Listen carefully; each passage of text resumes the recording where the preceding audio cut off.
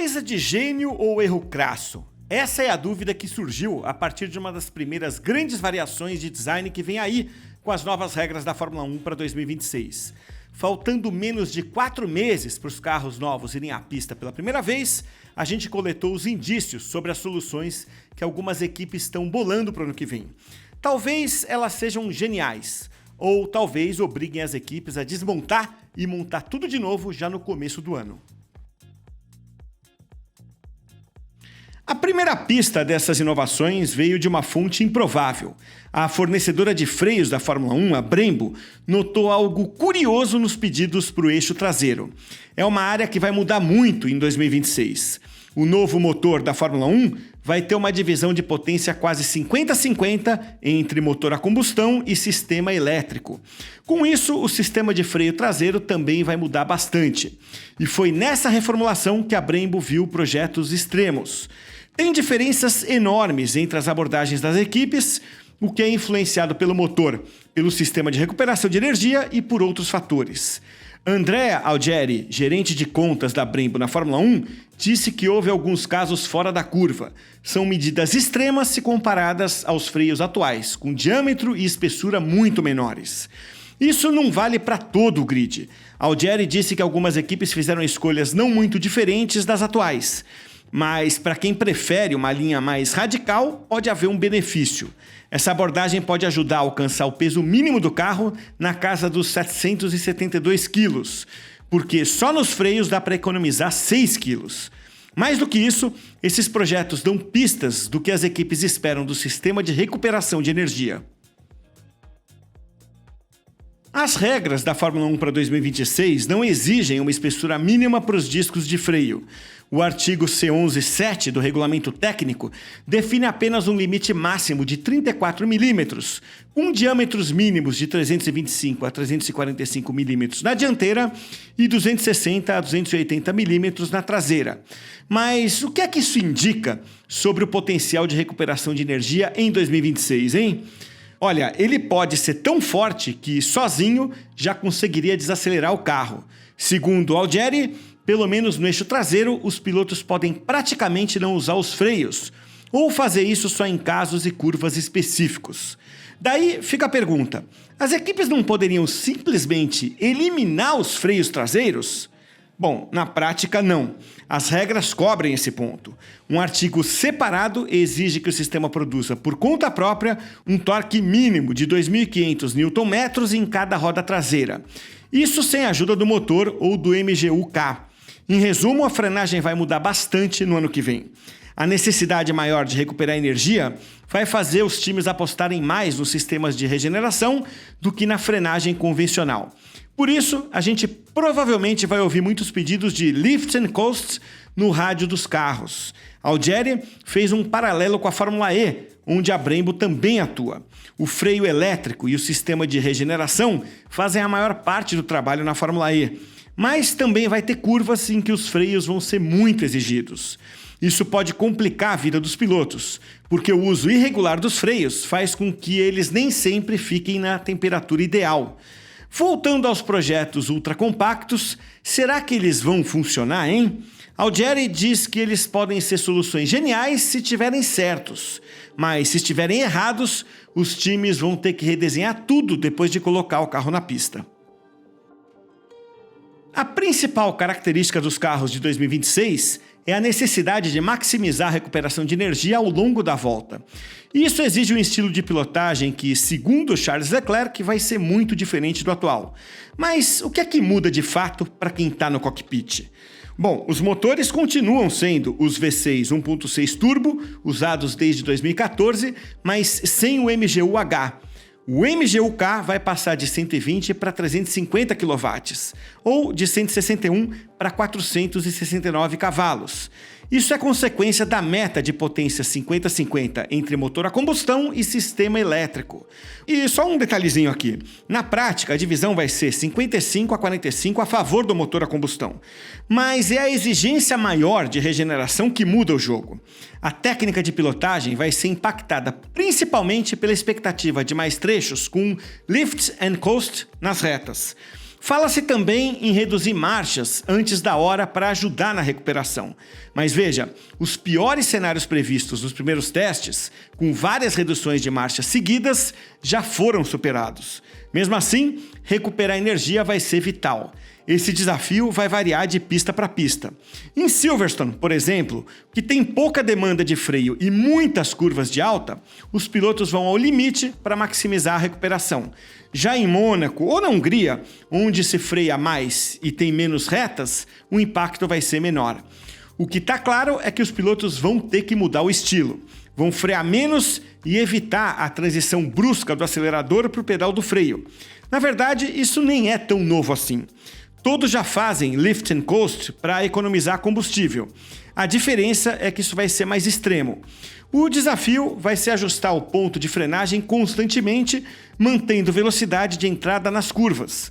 Além disso, vai haver formas ideais de frear para recuperar mais energia. E isso pode ser decisivo em algumas pistas. Alex Albon acredita que quem se adaptar mais rápido vai ter vantagem. Ele disse que a Williams até criou um grupo de trabalho só para preparar os pilotos para essas mudanças. Alguns pilotos vão se adaptar mais do que outros, é assim mesmo. É só dar uma olhada no histórico. Charles Leclerc e Max Verstappen foram dois dos que ajustaram mais rapidamente seus estilos de frenagem no início do regulamento atual. Já outros, como Lewis Hamilton, nunca pareceram muito confortáveis com essas exigências. Em 2026, vai ser preciso andar rápido e gerenciar o uso e a recuperação de energia ao mesmo tempo. Isso de novo remete à Fórmula E. Albon diz que os pilotos dessa categoria elétrica fazem uma versão mais extrema do que os da Fórmula 1 vão ter que fazer o ano que vem. Mas ele acredita que quem tiver capacidade mental para entender e lidar com essas novas exigências vai se dar muito bem. Vai ser importante aproveitar ao máximo a entrada, o contorno e a saída das curvas. A ideia de que o lift and coast significa pilotar devagar não faz sentido. Na verdade, o X da questão vai ser andar rápido fazendo isso. Pelos testes atuais, os carros de 2026 também devem ser mais amigáveis em termos de equilíbrio. E vai ser mais fácil de colocar na janela ideal de desempenho por causa do novo regulamento aerodinâmico. Isso pode permitir mais variação nos estilos de contorno de curva, mas ninguém vai escapar da necessidade de tornar a estratégia de recuperação de energia a mais eficiente possível. Outro ponto curioso dos carros de 2026 está nas simulações que as equipes vêm entregando à fornecedora de pneus, a Pirelli. Os dados iniciais indicam uma diferença de até 30% nos níveis de downforce entre os carros. As previsões de tempo de volta variam dentro de uma margem de 4 segundos. Ou seja, o equilíbrio do grid pode ficar mais elástico do que tem sido em 2025. Ao divulgar esses números, a Pirelli reconhece que existem variações entre os métodos usados pelas equipes para fazer as simulações. Segundo o engenheiro-chefe da Pirelli, Simone Berra, essas diferenças de 20% a 30% na carga aerodinâmica dificultam saber qual é o cenário real do desempenho dos carros para 2026. Essas previsões ficam ainda mais confusas quando você coloca na equação a variedade de design dos freios. Se as equipes passarem a depender mais da regeneração de energia do que da frenagem tradicional, o comportamento térmico dos pneus vai ser afetado. Mas de onde é que vêm essas diferenças tão grandes, hein? Para Andrew Chauvelin, diretor de engenharia de pista da Mercedes, é simples. Algumas equipes estão mais preparadas do que outras neste momento. Ele diz que as maiores variações de conceito devem vir à tona quando os carros forem revelados. Afinal, cada equipe desenvolve o próprio projeto de forma isolada. Por enquanto, ainda não dá para ninguém copiar ninguém. A Pirelli também fez vários testes de pista com os carros mula fornecidos pelas equipes. Um deles, logo depois do GP da Hungria, foi interrompido por um acidente envolvendo Franco Colapinto. Esse foi o último teste de desenvolvimento antes do prazo final, 1º de setembro, para definir a construção dos pneus de 2026. Uma vez homologada, a especificação fica fixa para todo o campeonato, exceto se houver motivos de segurança para mudar. Outros 3 testes foram planejados, 2 já realizados, com prazo de 15 de dezembro para definir os compostos. Mesmo assim, a Pirelli ainda trabalha com o pior cenário possível baseado nesses dados. Só no início do ano que vem é que a empresa vai entender melhor o comportamento real dos carros. Mas aí essas lições só vão ser aplicadas lá em 2027. A Pirelli enfrentou mais um desafio no desenvolvimento dos pneus de 2026. O perfil de desempenho dos novos carros vai ser completamente diferente nas retas. Vão ser dois modos aerodinâmicos bem distintos em ação. Além de fazer o lift and coast para regenerar energia, os pilotos também não vão conseguir usar a potência máxima em toda a extensão de algumas retas. O resultado? Os carros não vão mais atingir a velocidade máxima na entrada das curvas, ponto onde os pneus sofriam maior carga vertical, e sim cerca de 300 metros antes.